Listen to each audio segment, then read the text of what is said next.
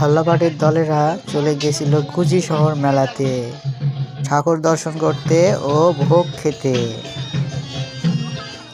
মেলার অবস্থা দেখতেই পাচ্ছেন আপনারা, মন্দিরের সামনেই যতটুকু দোকান দেখা যায় ততটুকুই বসেছিল, তাছাড়া সেরকম আর দোকানই নাই। ভিডিওতে যতটুকু দোকান দেখতে পাচ্ছেন এইটুকুই দোকান এসেছিল। কসমেটিকের দোকান 2টা, আর ধর্মীয় জিনিসের দোকান ছিল আরও 2টা, বাদামের দোকান আছে, অস্ত্রের দোকান আছে, আর খাবারের হোটেল এসেছিল 2টা। এইগুলো তো থাকবেই, সাথে জিলাপির দোকান। বাহ, ভালো, তবে আগের মতো বড় করে কিছুই নেই।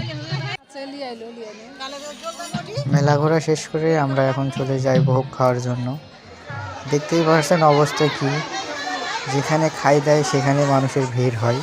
তো অবশেষে আমরা খাবার পেয়ে যাই, অনেক ভিড়ের মধ্যে অনেক যুদ্ধ করে আসলে খাবারটা খাওয়া লাগছে। খাওয়া দাওয়া শেষ করে খাবারের হোটেলগুলোতে আমরা চলে যাই, কি কি খাবার এসছে সেগুলো দেখার জন্য। এই তো সারি চলে গিয়েছে, জিলাপির সারি সারি দোকান, এদিকে মিষ্টির দোকান। দেখতেই তো চোখ জুড়িয়ে যাচ্ছে সব কিছু। তার মধ্যেই